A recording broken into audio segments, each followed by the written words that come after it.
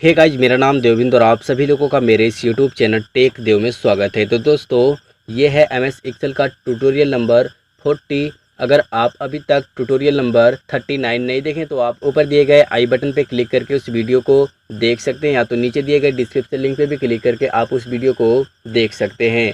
तो दोस्तों, ये है विंडो मेनू का पार्ट 2, जिसमें मैं आप लोगों को बताऊँगा हाइड, अनहाइड और स्प्लिट ऑप्शन के बारे में। ओके, तो वीडियो स्टार्ट करते हैं। तो आप यहाँ पे देख सकते हैं, यहाँ पे दिया फर्स्ट नंबर पे हाइड ऑप्शन। ओके, इसके लिए आपको जाना है आपके अपने विंडो मेनू में, और विंडो मेनू में जाने के बाद आपको यहाँ पे ऑप्शन मिलेगा हाइड का, तो आपको एक बार यहाँ पे क्लिक कर देना है।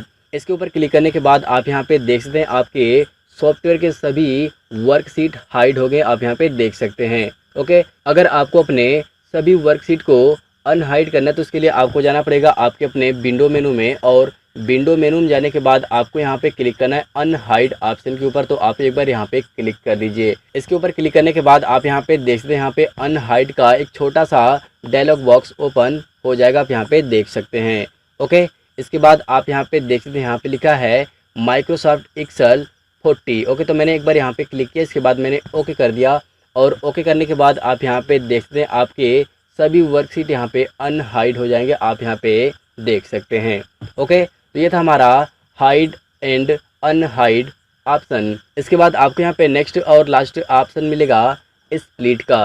ओके, तो इसके लिए मैंने एक सेल में क्लिक किया, और सेल में क्लिक करने के बाद आपको जाना है आपके अपने विंडो मेनू में, और विंडो मेनू में जाने के बाद आपको यहाँ पे ऑप्शन मिलेगा स्प्लिट का, तो आपको एक बार यहाँ पे क्लिक कर देना है।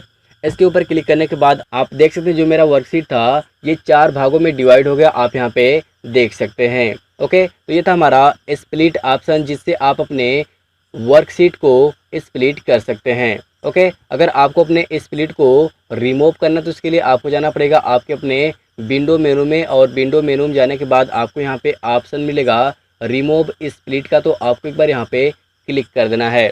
इसके ऊपर क्लिक करने के बाद आप यहाँ पे देख सकते हैं जो आपका स्प्लिट यहाँ पे लगा था ये यहाँ से रिमूव हो गया, आप यहाँ पे देख सकते हैं। ओके, तो ये था हमारा स्प्लिट ऑप्शन। ओके, तो ये थे विंडो मेनू कुछ ऑप्शन जिसके बारे में मैंने आप लोगों को इस वीडियो में बताया। तो उम्मीद है कि आप लोगों को ये वीडियो पसंद आया होगा।